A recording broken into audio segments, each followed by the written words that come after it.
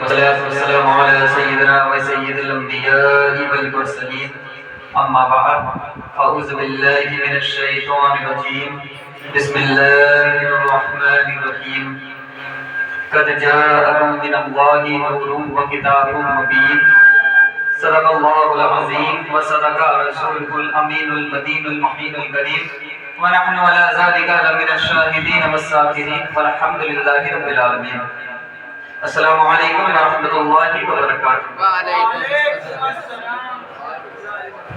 آئیے ہم تمامی حضرات سب سے پہلے آقا نامدار مدینے کے تاجدار دونوں عالم کے مالک و مختار ہم غریبوں کے غم گسار جناب احمد مجتبی محمد مصطفیٰ صلی اللہ تعالی علیہ وسلم کی بارگاہ میں جھوم جھوم کا درود پاک کرے بلند آواز سے اللہم صلی علی سیدنا مولانا محمد وعلی آلہ محمد بارک وسلم صلاۃ و سلام علیک یا رسول اللہ صلی اللہ تعالی علیہ وسلم. جیسا کہ تمامی حضرات اپنی ماتھے کی نگاہوں سے ملاحظہ فرما رہے ہیں کہ آج کی ہماری محفل میں دو شخصیت جلوہ گر ہیں. ایک جو حافظ طاہر اشرفی صاحب فتح پور کی سرزمین سے تشریف لائے ہیں اور ایک حافظ عظیم رضوی صاحب جن کا خصوصی خطاب آج ہوتا ہے سجاد گنج کی سرزمین سے تشریف لائے. ہمارا بیان تو آپ روز سنتے رہتے سنتے 5 سال ہو گئے. آج آپ حافظ عظیم رضوی صاحب کا بیان سنیے گا. اور تمامی حضرات جہاں تک ہماری آواز جا رہی ہے ان تمامی حضرات سے گزارش ہے کہ جلد سے جلد اس محفل گاہ میں تشریف لے آئیں. اور ہم نے دیکھا بڑی دیر سے نعت پاک پڑھی جا رہی ہے اور دیوانے شانت بیٹھے ہیں. نبی کے دیوانے شانت بیٹھے ہیں. یہ کوئی غم کی محفل نہیں ہے, یہ میرے آقا صلی اللہ تعالی علیہ وسلم کی خوشی کی محفل ہے. خوشی کی محفل ہے. اس محفل میں بیٹھ کر کے شانت نہیں رہنا چاہیے بلکہ سبحان اللہ کی صدائیں بلند کرتے رہنا چاہیے. جب نعت پڑھنے والا نعت پڑھتا ہے تو آپ کو بھی ساتھ میں اس کے نعت پڑھنی چاہیے. آپ کو سبحان اللہ کہنا چاہیے. آپ سبحان اللہ پڑھیں گے آپ کو اس کا کوئی نقصان نہیں ہوگا بلکہ اللہ رب العزت آپ کو نیکیاں عطا فرمائے گا.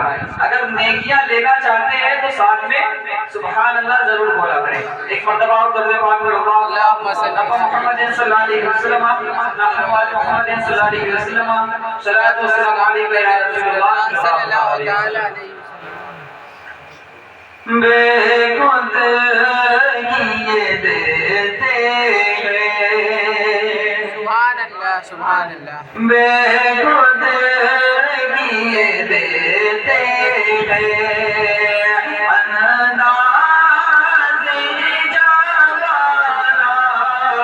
بے خود کیے دیتے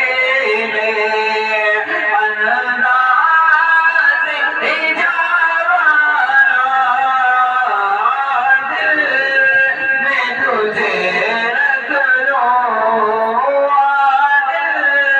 میں تجھے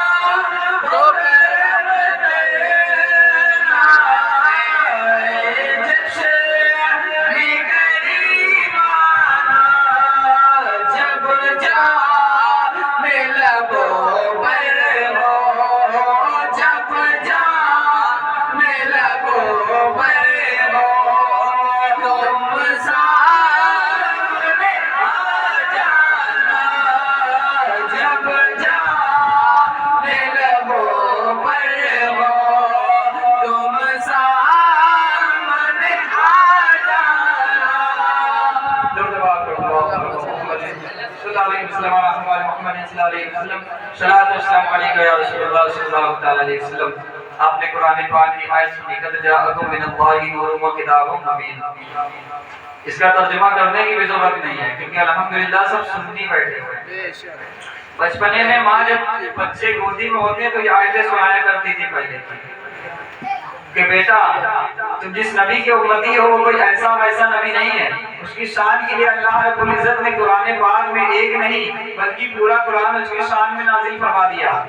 اس کا ایک آیت کا حصہ یہ بھی ہے کہ جاءکم من اللہ نور و کتاب مبین، تحقیق کہ اللہ کی طرف سے بھیجا گیا ایک نور اور ایک روشن کتاب۔ تو ہمیں پتہ چلا کہ میرے آقا صلی اللہ تعالی علیہ وسلم نوری بشر ہیں۔ نور سے مراد میرے آقا، اور کتاب تو سب جانتے ہیں قرآن پاک۔ نور میرے آقا، اب کوئی یہ سن کر یہ نہ سمجھے کہ میرے آقا صرف نور ہے، جس طرح سے وہابی آپ لوگوں کو گمراہ کرنے کی کوشش کرتے ہیں کہ نبی کو سنی صرف نور مانتے ہیں، بلکہ سنی نبی کو نور نہیں نوری بشر مانتے ہیں کہ میرے آقا نور بھی ہے، میرے آقا بشر بھی ہے، میرے آقا بشر بھی ہے، میرے آقا بصیر بھی ہے۔ سنی نوری بشر مانتے ہیں۔ الحمدللہ ہم اور آپ بچپنے سے نام سنتے چلے آ رہے ہیں، نور والا آیا ہے، نور لے کر آیا ہے، نور والا آیا ہے، نور لے کر آیا ہے، سارے عالم میں یہ دیکھو کیسا نور چھایا ہے۔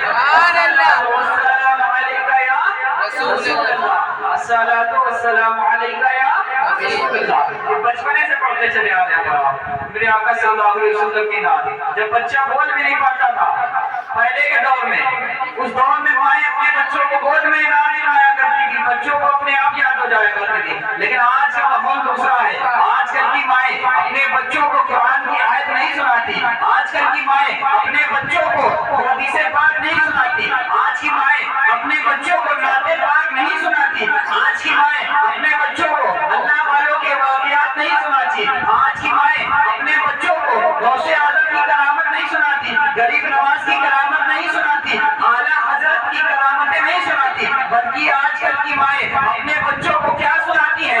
آج کل کی مائیں اپنے بچوں کو گانا سناتی ہیں، آج کل کی مائیں اپنے بچوں کو گالی یاد کراتی ہیں، آج کل کی مائیں اپنے بچوں کو ٹنکل سکھاتی ہیں، آج کی مائیں اپنے بچوں کو انگریزی کی کہانیاں سناتی ہیں، آج کی مائیں اپنے بچوں کو جھوٹی کہانیاں سناتی ہیں۔ جب بچہ جھوٹی کہانیاں سنتا ہوا، جب بچہ گانا گاتا ہوا بڑا ہوگا تو بچہ جا کر کے بڑا ہونے کے بعد عاشق رسول کیسے بن سکتا ہے؟ بڑا ہونے کے بعد بچہ گمراہ ہوگا، بڑا ہونے کے بعد جب بچہ کالج جائے گا، کالج جانے کے بعد اب وہ جوان ہو چکا ہے، جب وہ جوان ہو جائے گا، جوانی میں کوئی عقیدہ ملے گا، جوانی میں کوئی محاورہ ملے گا، اور ملنے کے بعد اس نوجوان کو سمجھائے گا کہ لائٹ لگانا کہاں لکھا ہے، جلوس نکالنا کہاں لکھا ہے، کہ جھنڈا لگانا کہاں لکھا ہے، کیا صحابہ نے جھنڈا لگایا تھا، کیا صحابہ نے جلوس نکالا تھا، کیا غوث اعظم نے جلوس نکالا تھا، کیا جب غوث اعظم نے میلاد منایا تھا؟ وہ یہی سوال کرتا ہوا نظر آئے گا۔ جب بچے نے بچپنے سے حضور کی شان و عظمت کو سمجھا نہیں، جب بچے نے بچپنے سے حضور پاک صلی اللہ علیہ وسلم کے معجزات کو پڑھا نہیں، حضور پاک صلی اللہ علیہ وسلم کے واقعات کو سنا نہیں، صحابہ کرام کی محبت کو سنا نہیں، جب بچہ سنا نہیں، اس کے بعد سنے جوان ہو گیا، وہ بچہ گمراہ نہیں ہوگا تو اور کیا ہوگا؟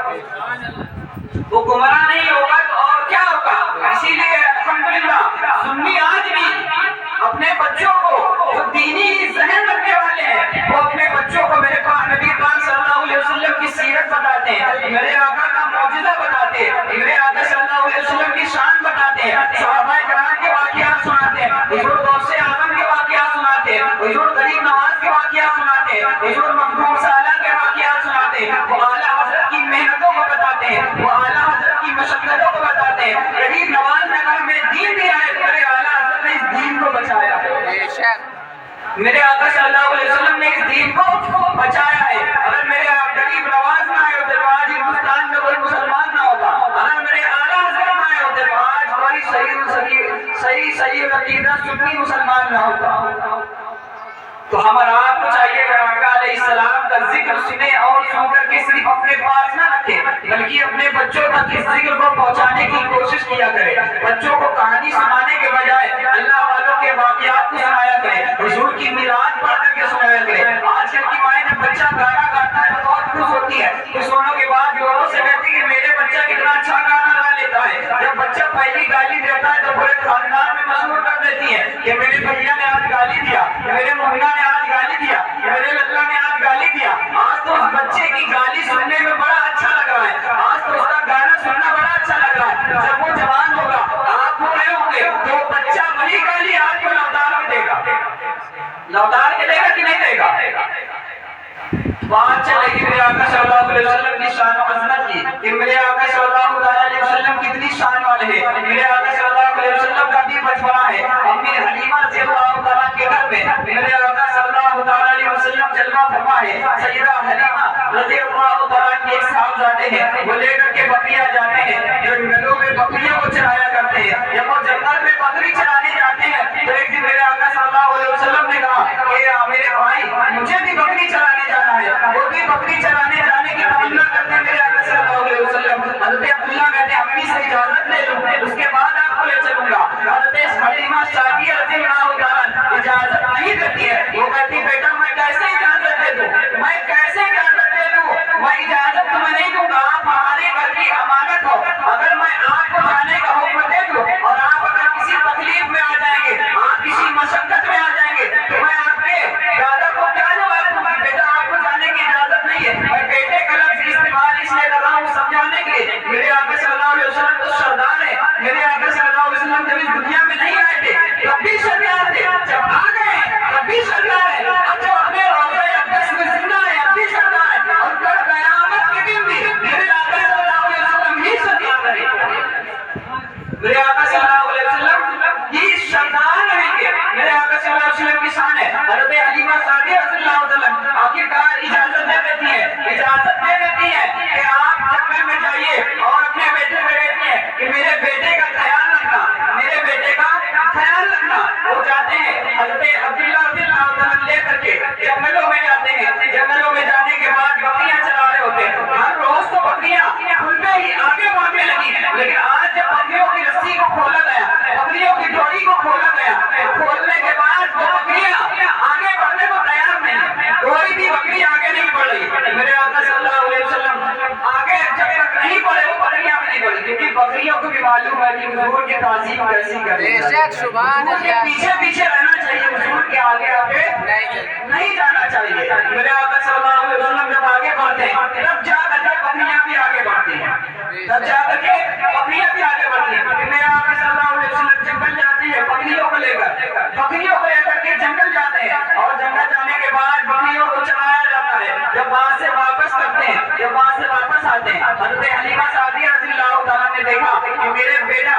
لے کر کے بکریوں کو آ رہا ہے, عبداللہ بکریوں کو لے کر کے آ رہا ہے. پھر اس کے بعد دیکھنے کے بعد بڑھتی ہے, بڑھنے کے بعد اپنے بیٹے عبداللہ کی فکر نہیں کرتی بلکہ خیریت پوچھتی ہے کس کی؟ میرے آقا صلی اللہ علیہ وسلم کی, کہ میرے آقا کیسے ہیں, صاحبزادے کیسے ہیں, ان کا کیا حال ہے. اپنے بیٹے سے پوچھتی ہے انہیں بھوک تو ملے گی, انہیں کوئی پریشانی تو نہیں. ان کا بیٹا حیران ہوگا کہ بیٹا امی جان ان کو بھوک کیسے لگ سکتی ہے, یہ کوئی عام نہیں جو ان کو بھوک لگے. چلتے چلتے تھے نا تو اللہ رب العزت نے ایک بادل کا ٹکڑا ان کے پاس بھیج دیا تھا. یہ جہاں جاتے تھے وہ بادل کا ٹکڑا آ کر کے سایہ کر لیتا تھا, حضور پر بھوک لگی نہیں پاتی. سبحان اللہ, سبحان اللہ. صلی اللہ علیہ وسلم کا بچپنے کا معجزہ ہے کہ جب حضور چھوٹے سے ہیں بظاہر اس وقت بادل کا ٹکڑا آ کر کے سایہ کر رہا, حضور کے اوپر دھوپ نہیں پڑنے دیتا.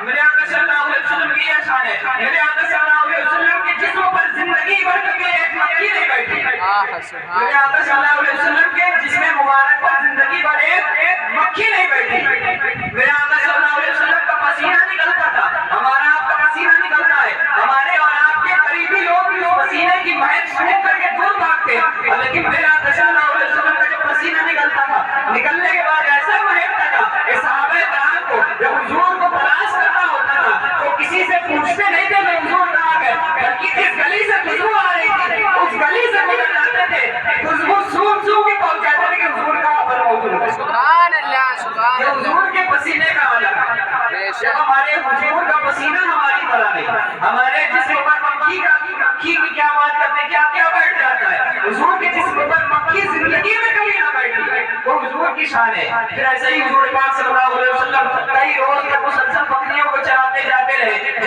پھر ایک وقت آیا کہ انہوں نے جنگل جانا بند کر دیا. جب جنگل جانا بند کر دیا تو جنگل کے شیر پریشان ہو گئے, جنگل کے جانور پریشان ہو گئے. پریشان ہونے کے بعد آپس میں مشورہ کرتے ہیں, آپس میں میٹنگ کرتے ہیں, آپس میں ڈسکس کرتے ہیں, کہتے ہیں کہ کئی روز گزر گئے, حضور جنگل میں تشریف نہیں لا رہے, ہم آرام حضور کا دیدار کے بغیر ہماری نہ دن خیریت سے گزرتی ہے نہ رات خیریت سے گزرتی ہے. ایسا کرتے ہیں امی حلیمہ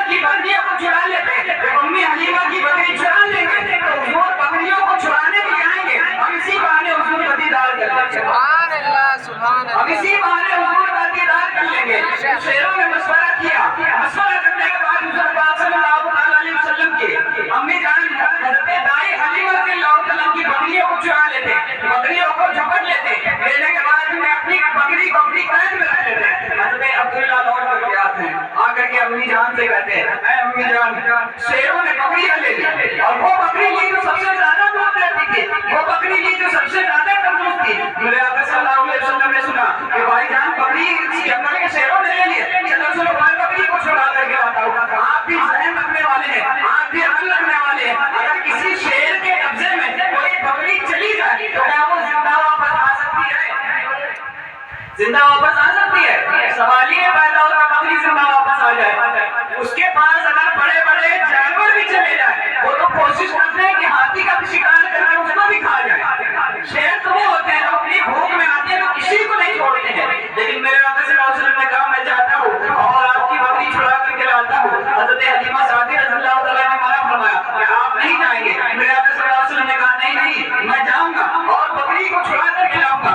میرے آقا صلی اللہ علیہ وسلم جنگل جاتے ہیں، جنگل میں تشریف لے جاتے ہیں، جنگل کے بلند مقام پر پہاڑ پر کھڑے ہو کر کے آواز لگاتے ہیں، کھڑے ہو کر کے آواز لگاتے ہیں، یا ابل حارث یا ابل حارث یا ابل حارث، اے جنگل کا شیر اے جنگل کا شیر کہاں ہے؟ میرے آقا صلی اللہ علیہ وسلم نے جب آواز لگائی جنگل کے شیر کو پکارا، دیکھتے کیا ہے چاروں طرف سے جنگل کے جانور چاروں طرف سے ذوق در ذوق چلے آ رہے ہیں، چاروں طرف سے نکلے چلے آ رہے ہیں، چاروں طرف سے نکلے چلے آ رہے ہیں۔ حضرت عبداللہ فرماتے ہیں میں نے دیکھا کہ دو شیر بکری کو لے کر کے آ رہے ہیں، ایک کان ادھر سے پکڑے ایک کان ادھر سے پکڑے، حضور کی بارگاہ میں لا کر کے بکری پیش کر دی۔ یا رسول اللہ صلی اللہ علیہ وسلم میں نے بکری اس لیے نہیں چرائی تھی کہ امی حلیمہ کو تکلیف ہو، بلکہ آپ کئی روز سے جنگل نہیں آئے تھے، جب آپ آتے تھے تو ہم آپ کا دیدار کر کے ہمارے دلوں کو قرار مل جاتا تھا، ہمارے دلوں کو سکون مل جاتا تھا۔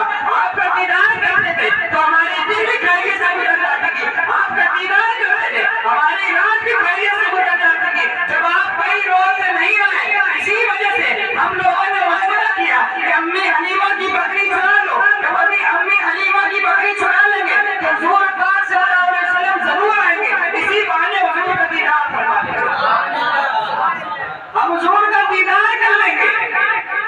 حضور پاک صلی اللہ علیہ وسلم نے کان پکڑا شیر کا، یہ دوبارہ اسی حرکت نہ کرنا۔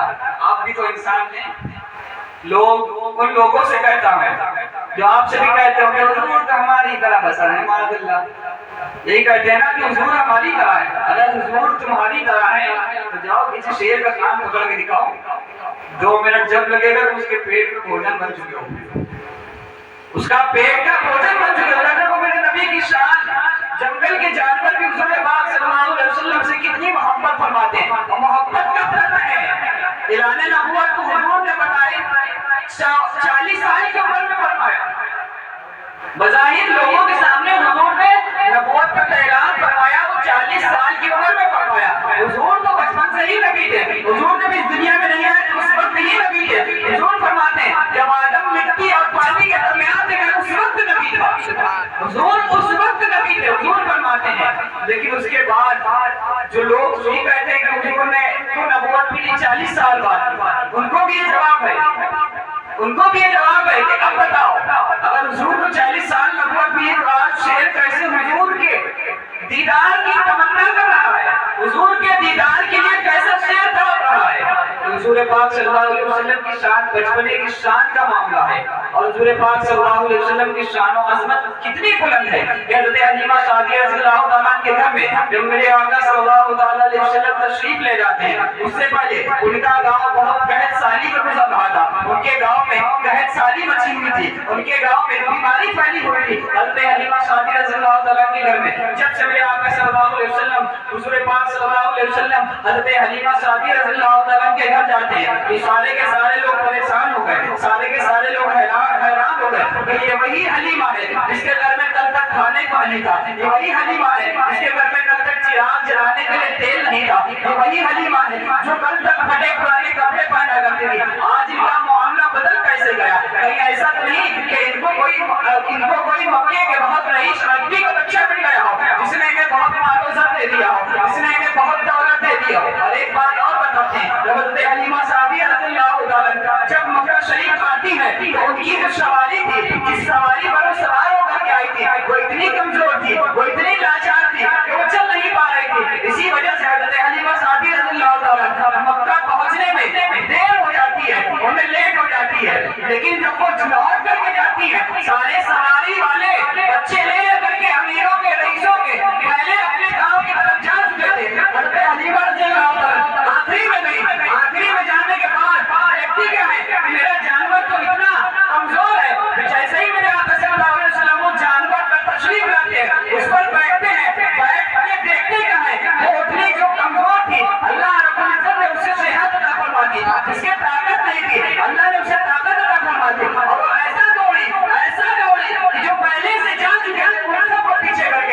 سبحان اللہ شان ہے میرا نبی پاک صلی اللہ علیہ وسلم کی.